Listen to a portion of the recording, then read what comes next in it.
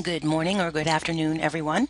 Welcome to our webinar on building an enterprise app. What you're looking at in front of you here is our snAPPii WYSIWYG editor, and this is where you will go in and build an app. What we're going to do today is talk about building a Salesforce data connector.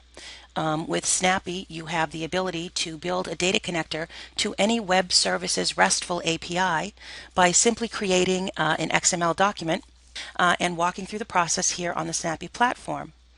I'm actually going to show you a data connector that I have built by going into our data sources link here. This is our data sources page within the snAPPii WYSIWYG editor. And over here on the left-hand side, you'll notice that there are several data source templates listed. These are data connectors that we have pre-built for you. You also have the ability, as I mentioned, to build your own connector if you don't happen to see one here that you would like to utilize. For our purposes, we're going to be using the Salesforce Leads data connector. And I have done it up here under Salesforce Contacts. I'm going to show you what it looks like. Once I click the data connector, it automatically populates all of the fields here with the information that we have put in the pre-built data connector for you.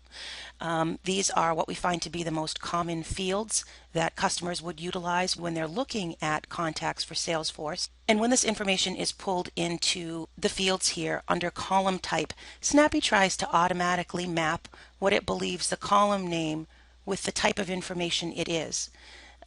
So all of these fields here, as you can see, are listed as text, but there are a number of fields here that you also could select from when creating your own data connector. When you have first pulled up your data connector, you want to be sure to copy the data source. This is actually taking the pre-built connector and putting it directly in your app. And once you have seen that it is saved successfully, you can then go in and rename it whatever you would like right here under name. We're going to click on the Salesforce Contacts tab. This is the copy of the Salesforce data connector that I worked on earlier that we'll just walk through now.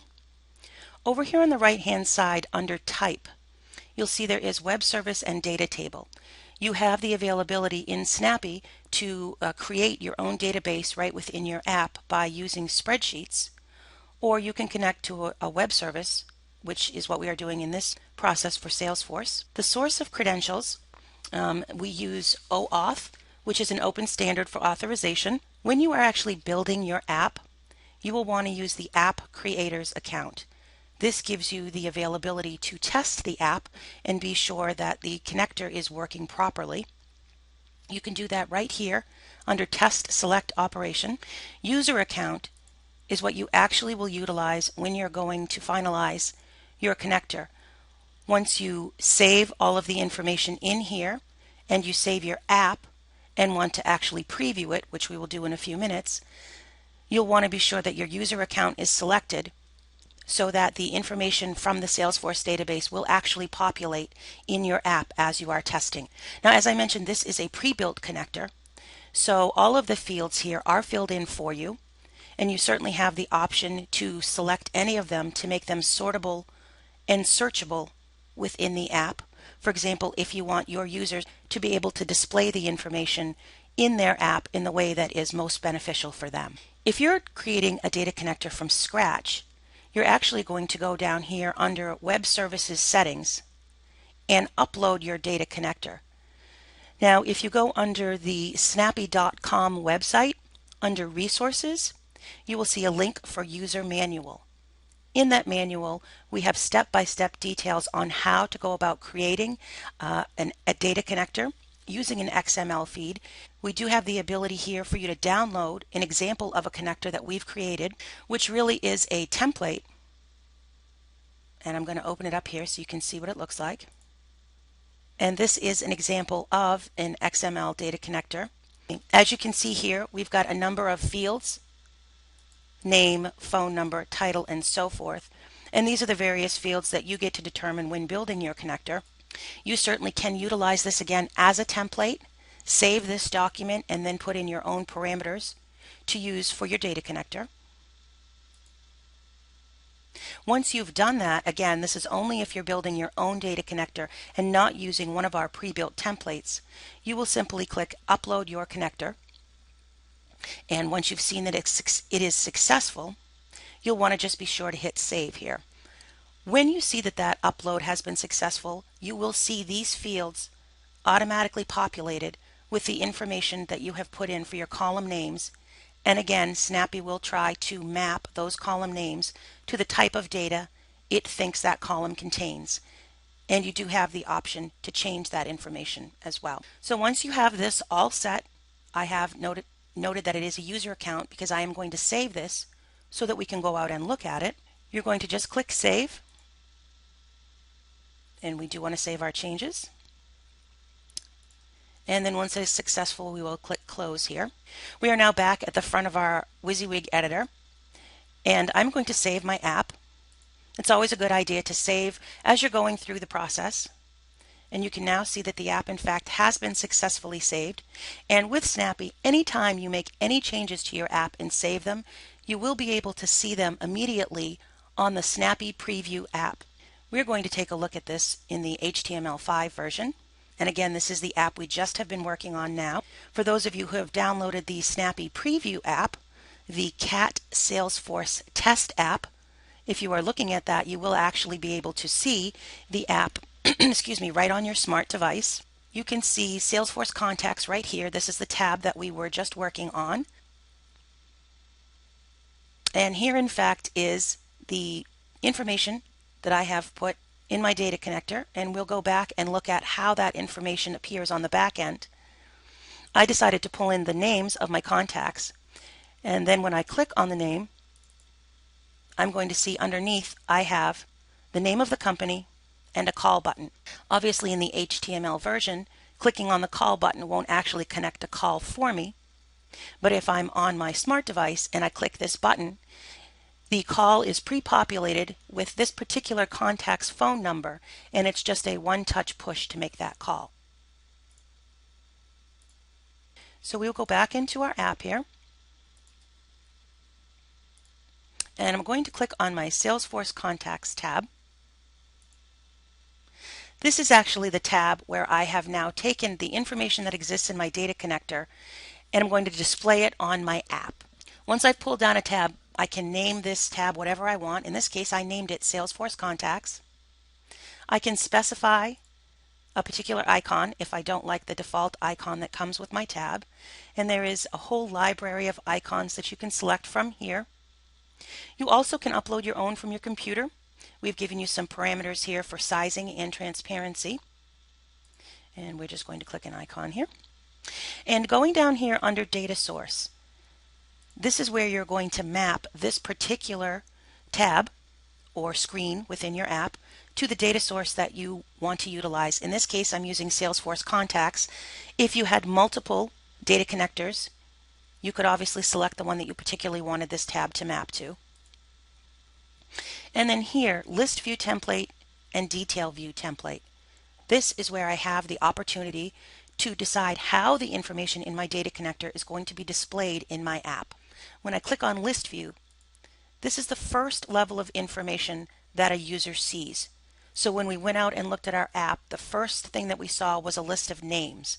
I chose to display names as my first level of information. You can use one of our templates. So for example, if all I wanted to display was one line item, I'd have the opportunity to decide what item I wanted to be my first level on my list. I also have the opportunity to completely customize how I want that first level on my list to look by picking Custom View. And Detail View, this is that second level. When we clicked on the name of our contact, we went down and saw the company name and the little cell phone icon. Again, you have the opportunity to simply pick one of our templates and select how you want the information to be displayed with the fields that are available in your connector, or again, you can pick Custom View. Once you have your information filled out on your tab, you click OK. and you then have the availability to go into your tab and make any changes. You'll notice that the cell view in this case is not clickable to make a change because I did select one of our pre-built template options. My detail view, however, I do have the opportunity to click into. You'll see here that there is some information already populated. This is information that I put in previously when I was creating my data connector. We're just going to take a look at the text field, and I will show you here the text button. I simply dragged over, opened it up, and filled in the information that I wanted. And I'm going to show you the information actually that I filled in when I drop down my text field. Currently in the text box, you can simply leave the information here if you would like. That is basically telling your text field how much space you want to leave available for the information that is going to show there. The actual information that populates in this field is based on your source down here and your text field. You have two options under source, constant or data source. When you're using information from a data connector that you want to pull into your app, you always want to select data source as the location that you want this information to be pulled from. And under the text field, I picked company because that's the information that I wanted to show in this particular field. You obviously can select any of the fields from your data source, and you can do this multiple times for multiple fields.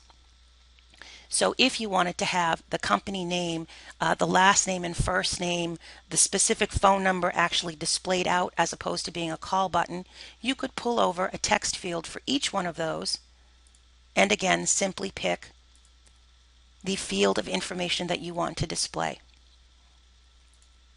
Once I have all of the information in here, oh, and by the way, I apologize, the call button that I pulled over here, again, this was simply a drag, drop, and configure process.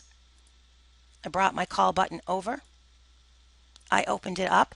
I don't have to fill in any information under the phone number or change the label.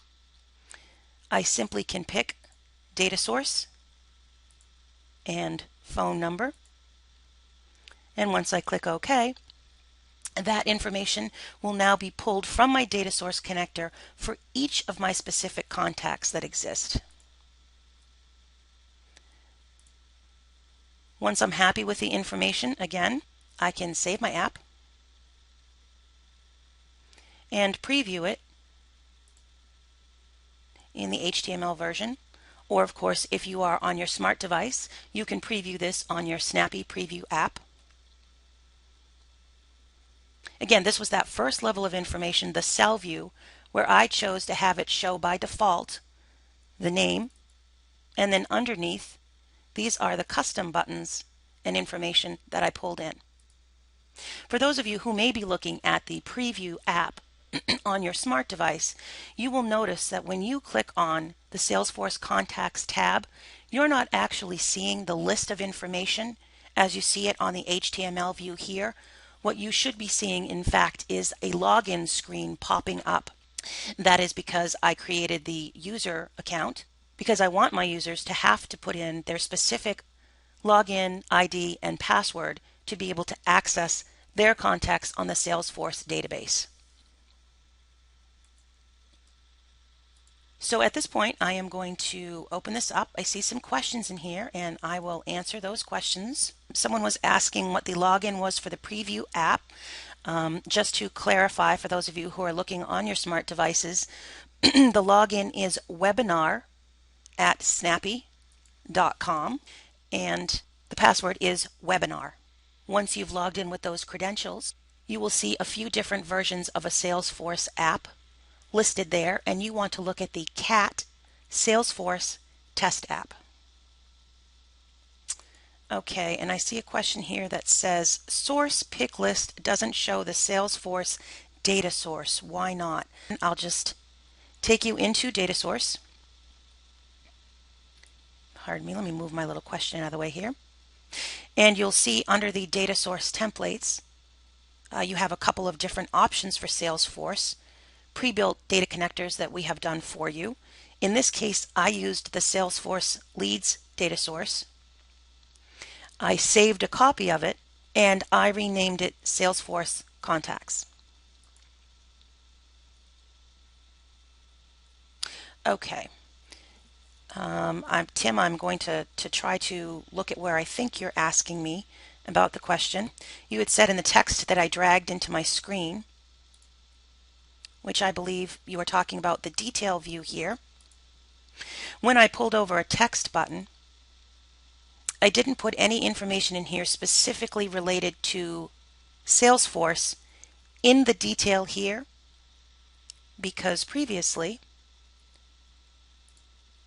when I set up my tab, I told it that I wanted it specifically down here under data source to connect to the Salesforce contacts data source that I had built. Once I've identified under my tab specifically the data source that I want, any operations that I do after that point, for example, clicking my detail views down here, I don't have to specifically say anything else about where I want that data to come from. I also don't have to specifically say here where I want that data to come from other than to say data source, because the editor knows by default that the tab I pulled down is mapped to my Salesforce data source, and that's where it's going to pull information from. Okay, Tim, wonderful. It looks like we've answered the question, so I'm happy to hear that. So again, that is how you build your data connector. Excuse me. We do have two ways that you can get information about your building a data connector. As I mentioned earlier, under the Resources tab of the snAPPii website, you will see a link for User Manual. And we do have details in there to step-by-step walk you through how to create a data connector if you're not already using one of our pre-built templates. We also have a video available, which you can click to on the snAPPii.com website as well, and that will walk you through this process that we just did today on how to build a data connector. So some of the other functionalities that you may find useful are analytics and push notifications. You'll notice up here the dashboard. If you click on that, that's going to bring you out to the dashboard that gives you information specifically about the analytics on your app. Here's my Salesforce test app that we've been working on, and I can click on that to get further details. So here you can see information on my users, how many users I have, how many of those users are registered. I can look at this information daily, weekly, monthly, and specify any time frame that I'd like to look at. I also can click on the user information and get specific information about people who have downloaded my app and when they've last utilized it. Information like this is useful to help you understand potentially who is using your app, how often they are using it. If you're noticing that usage is dropping off, it gives you the opportunity to look at what might be causing that and further enhance your application. And notifications here allows you to send push notifications out to your users directly through your app. Right here we are creating a new notification. You can title it however you'd like. Whatever text information you'd like to put in here, this notification is going to pop up directly for the user to see, in the same way that, for example, you see a notification that you have an upgrade. When you use push notifications here, the same type of process happens. The user sees that there is a new notification and they're able to go in and look specifically at what that information might be. You also can map a URL to that notification that customers or users can click on and be brought directly to that URL. You have the opportunity to make the notification happen just once, or you can schedule ongoing notifications to happen as you specify, and they will then happen automatically. And again, I am just going to go in and take a quick look at questions. Okay, how do I add form fields? Let me get back into our app here. Okay, so going back into the editor, we had a question about how to add fields for a form. You have a couple of different ways to do this. You can actually pull down one of our form fields. So for example, here we're going to use advanced form, or, oops, excuse me, if you have a tab where perhaps you're going to have a few different forms, or you're going to have a tab where you want to have information that's more than just the form itself, you would actually use our advanced form button, drop it over, and fill out the fields. I am going to drop an advanced form down here. And again, this is a tab that creates another entire screen on my app. I can title it whatever I want.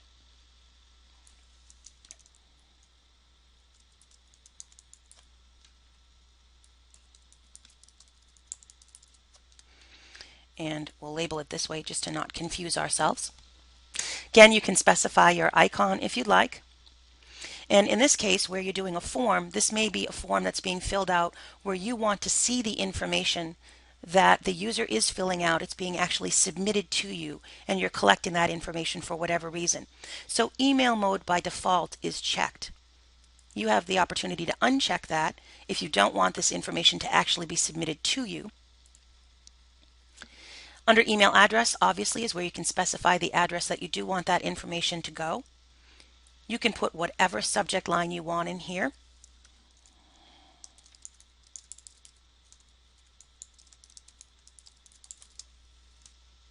You can determine how often you want to receive this email. So selecting 1 means every time someone fills out that form, you are going to receive an email with that information. Or you may wish to collect the information before it's sent. So perhaps every 5 or every 10 times the form is filled out, then you want to have all of that information submitted at once in an email to you. Again, totally up to you how you want to do that.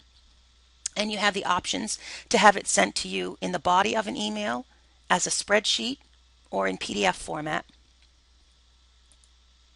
This again, this tab, when you create it, is where you will pick where you want your tab to connect to for your data source. In this case, we're going to use our Salesforce contacts data that we've previously put in there. You can select your time zone, excuse me, and click OK. And then you'll notice down here, blinking red, form and calculator fields. These are where you will pull the fields for your form. So for example, if you're filling over a text field here, the names here are what you want to call it so that when the information gets submitted to you, this is how you will see the fields. So for example, name.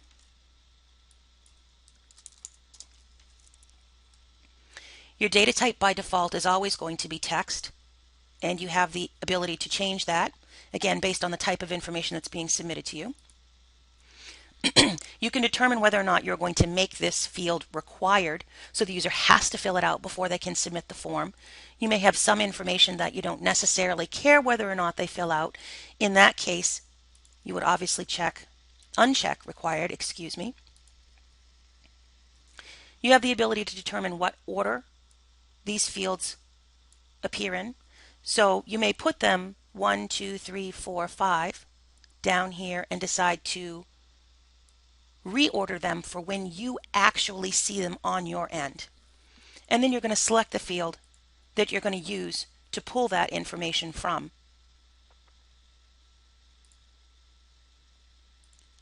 And that is the process for dropping a form field here, multiple choice. I'm going to drop that over just so you get a chance to see it. You can determine whether or not it is a single or multiple selection.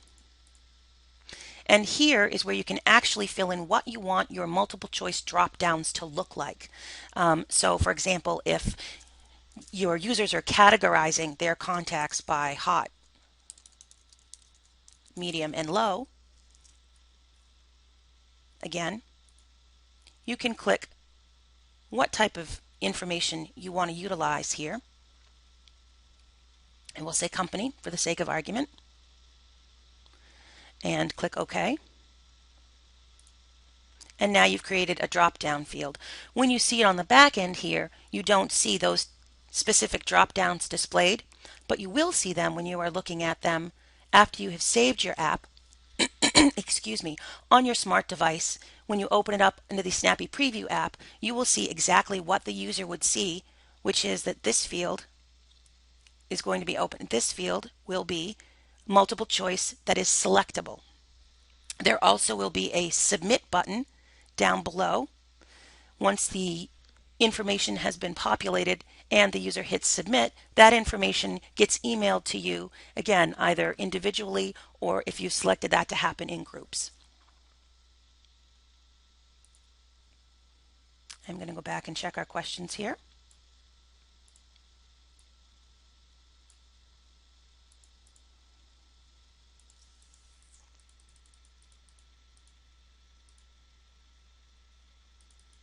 Okay.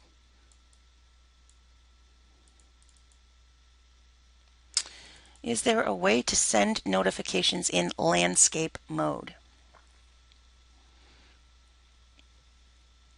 I think you may be speaking specifically about landscape orientation. Please let me know if I'm not correct there, but presently we don't have landscape orientation available, but it is something that is being worked on so that you will have the availability to display in either portrait or landscape moving forward.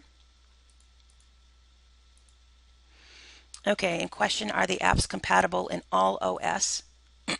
Like Android, iOS, and BlackBerry. Presently, we do support iOS, Android, and obviously HTML5 with our apps.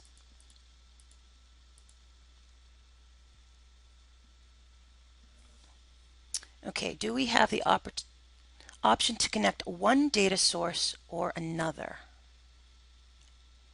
Only tabs, not elements, have the option to connect one data source or another. Oh, yes, okay. So, Tim, it looks to me like you're asking whether or not you can utilize only the tabs or if you can also utilize elements to connect to a data source. You're always going to have to use a tab, and let me get out of here again. You're always going to need to use a tab, for example, advanced form here, we're dropping down. This is where you can specify specifically the data source that your information is going to pull from. Once you've created your tab, however, pardon me, and I am going to pull down a custom tab.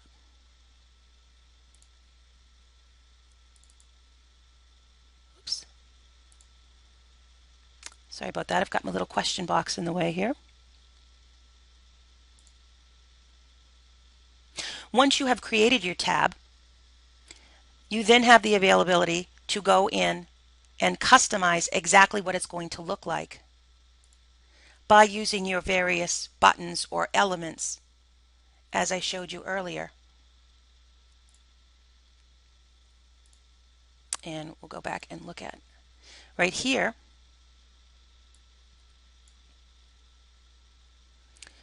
In your list view or in your detail view,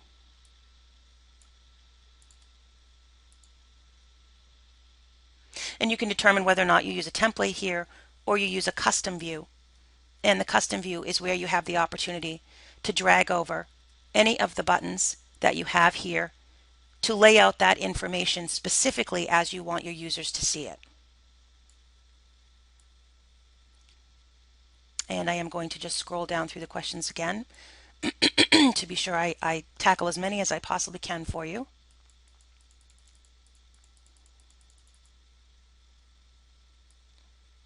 Okay, I believe I've answered. Oh, and we have one more here.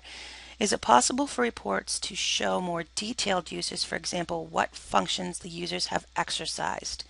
Let me check on that for you, Tim. One moment, please.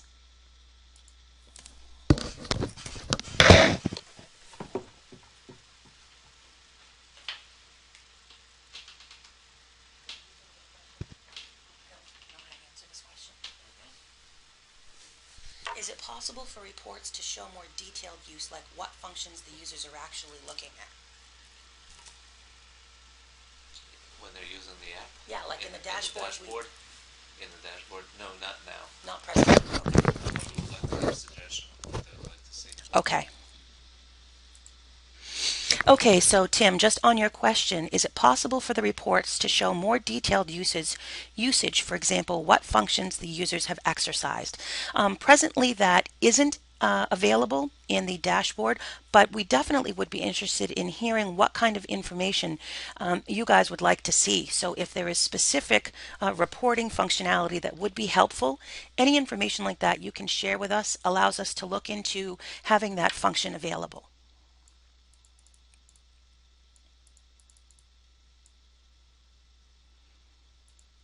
Okay, good, Tim. Glad. Glad I answered that for you. Okay, and then we have a question about animations, so let me check on that for you, Andres. Alex? Sorry, I have someone who's asking if GIF animations are supported. Really support? Yeah, I mean anything that you can stick into HTML. Okay, yeah. Okay, so we had a question on whether or not GIF animations are supported, and as long as it is basically something that you can put into HTML, it definitely is supported. Yes.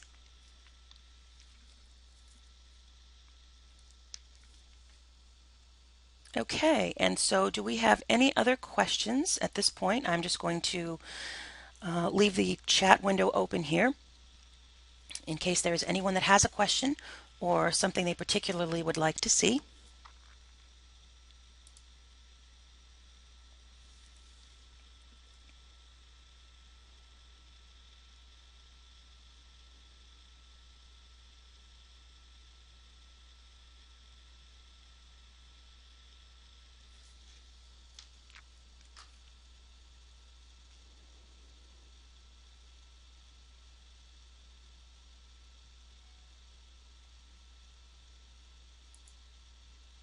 And Tim asked me what tutorial, oh, okay, for training purposes, was asking about tutorial videos that we have. I would say that depending on what it is you're looking to do, we do have some new videos that have just gone out. As I had mentioned, one specifically on what we discussed today, which is data connectors and how to build those within your app. Excuse me, that is available right on our website. You can access those. Excuse me, and I'm actually going to show you how you can get there. And these are some videos that specifically give you more walkthrough.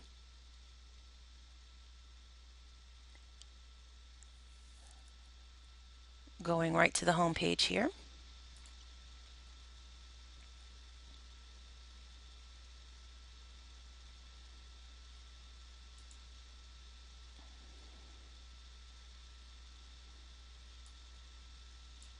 Notice down here we've got some product tutorials.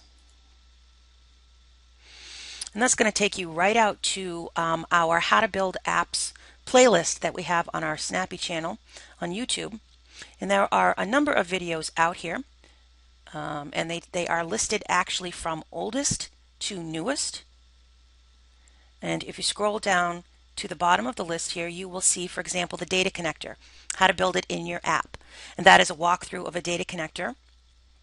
The WYSIWYG overview, for those of you who might be newer to snAPPii and the platform, walks you through the basics of what the editor looks like, the various items in the editor, for example, the app settings, which are on the left-hand side of your editor, and the tabs, elements, and buttons on the right-hand side of your editor. It also talks about drag, drop, and configure, and how to do a number of the functions to start building your app. And then there are some specific ones, for example, email, calling, and images that walk you through how to use those functionalities. And the drag, drop, and configure method for buttons is virtually the same no matter which button you're using. So utilizing these videos should help you hopefully walk through that. We are working on a number of additional videos. So certainly if there is anything that you don't see that you are interested in seeing for video walkthroughs, please feel free to let us know.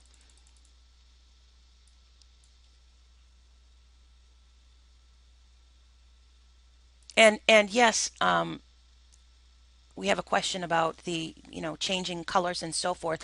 For HTML5, absolutely, you have a tremendous amount of flexibility using HTML5 to do functions. We've had customers recently who, for example, have done scrolling functions where they want the background that is on their app to scroll as the customer scrolls down the screen, so that excuse me, they see the same image all the way down the screen rather than seeing the top of the image and then the middle and then the bottom of the image as they're scrolling down. So yes, absolutely, you can make those kinds of changes in HTML5.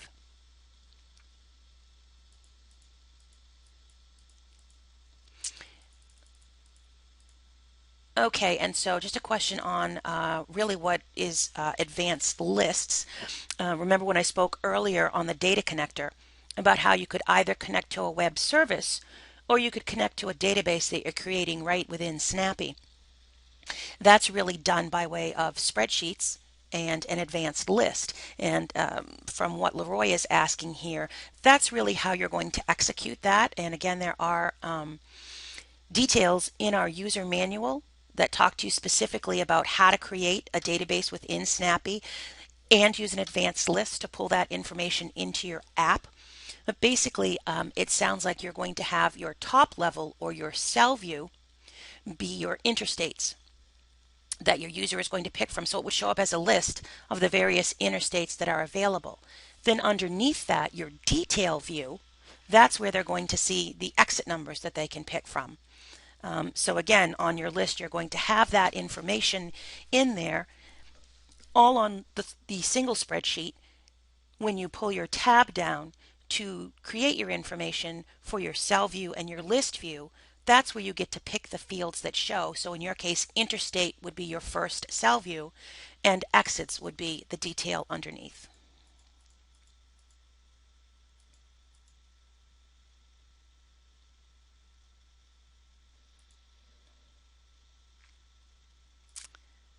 All right, and I'm just going to leave it open for a moment for any more questions.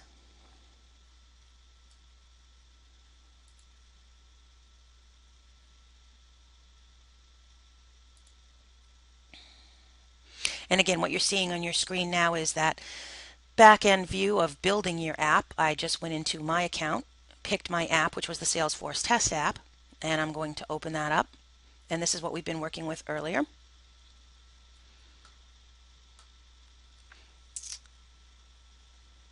And it did have someone ask a question about QR codes up here on the right hand side.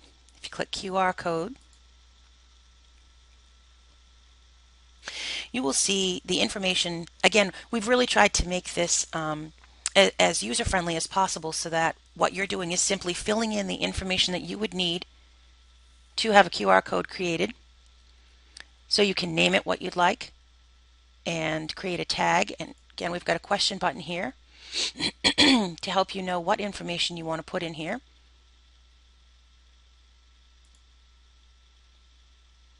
Okay, and what type of a QR code it is. And so, for example, phone number, then changes all the fields because the only information you're going to put in here is a phone number. What this is the back end of your QR code. When that code is generated, and the customer scans it, whatever activity you've told to happen after that scan, that's the information you're filling in here. So if you want to create a QR code that links to a YouTube video so that when the customer scans it, it automatically takes them to that YouTube video, you're going to click YouTube URL. You're going to put that URL right in here. And once you end up saving it, again, whatever functionality you have picked, in this case, a YouTube URL, when that customer scans that code, it is going to take them directly to the YouTube video that you wanted them to watch.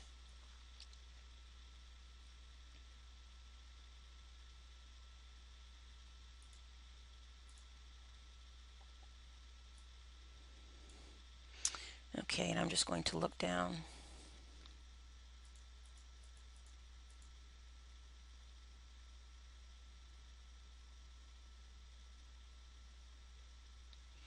Any undocumented aspects that you find help new users.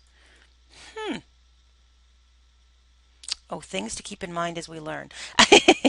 I think what I will tell you, Tim, the question was, are there any undocumented aspects of snAPPii that will help new users as you're learning? I think what I would say is do not be afraid to test. Remember that the beauty of having the preview app is that you can try things out in 20 different ways to get the look and feel that you want and look at it immediately on your preview app. You really need to take the perspective when you're building your app of what do I want my users to see and how do I want them to see it. Using the preview app allows you to experience the app exactly as your users are going to experience. So if you're dropping information, you're dragging it, you're adding pictures, you're changing sizes or functionality, save it, test it. Don't be afraid that saving it and pushing the button is going to cause a problem. And one thing I will tell you is I know that some people want to make dramatic changes in the way that their app appears. They're trying something new. They've created an app. Now they want to create the same thing and have it display in a completely different way to see if they'd prefer that better. Rather than writing over everything you've already done, click Save App As up here. Normally you would click Save App. You make all your changes here. Again, a radical transformation in potentially how you want your information to be displayed. And you click Save App As. That gives you the opportunity to save that app as another iteration. So right now I have the CAT Salesforce test app. If I wanted to make dramatic changes, but I didn't necessarily want it to lose the app as I have it now, and I still want to be able to see those dramatic changes, I might save this app as CAT Salesforce Test App 2. Then basically I have two apps that exist that I can look at and compare to each other and decide which one I like better without having to completely change the app I'm working on, and then if I don't like it, have to change it back again.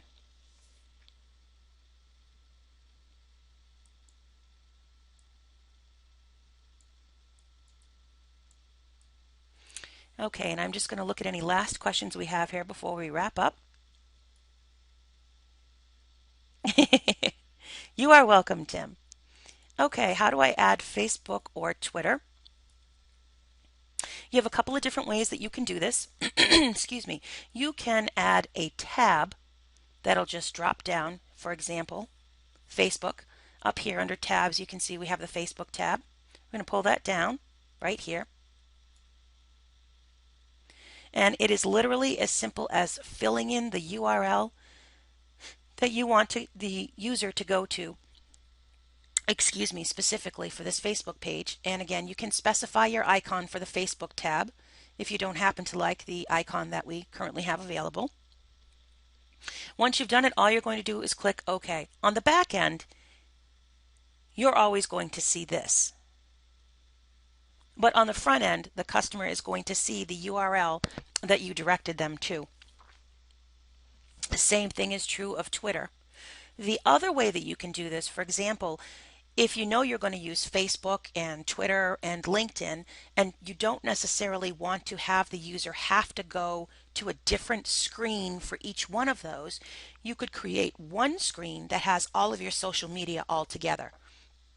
And you could do that by pulling down a tab right here. You can choose to use Custom Tab or New Tab. So we're going to pull that tab down. And you're going to notice that it is a blank screen here. And see how the elements was blinking red. Here is where you have the ability to pull those over. So for example, here is our Facebook button, if you will. And again, fill out your URL here. If for some reason you didn't want it to show up as the glossy image of a Facebook button here, you would have the ability to have it show up as a text only button if you wanted. And now you have a Facebook, and the color of this button happens to be gray by default because that's the color theme of my app presently. But obviously, the color theme that you've chosen for your app, if you ended up selecting blue buttons, every button that you created would show up blue if you were doing text only. And then that same process works for LinkedIn and Twitter and so forth.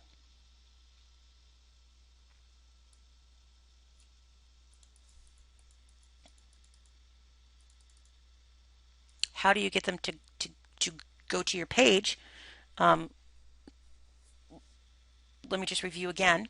Whether you're pulling it down as a button or as a tab, right here, excuse me, in the URL, that's where you specifically put the Facebook URL for your page.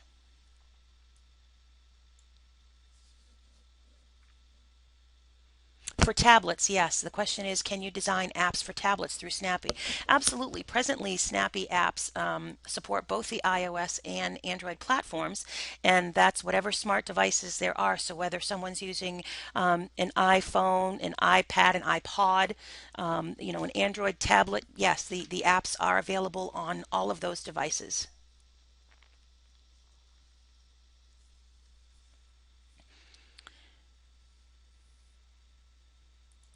Okay, and so right now, resolution on the tablets, excuse me, it actually is quite clear. Since I mentioned earlier, presently we're supporting portrait orientation. We will be supporting landscape orientation moving forward, but presently you will notice if you were looking at an app on, for example, the iPad, you will see it in full screen on the iPad. Okay, and so the last question I have here, Andres says, is there a way to simulate the pressing of a button so it can change color? More than likely, presently the way to do that would be through HTML.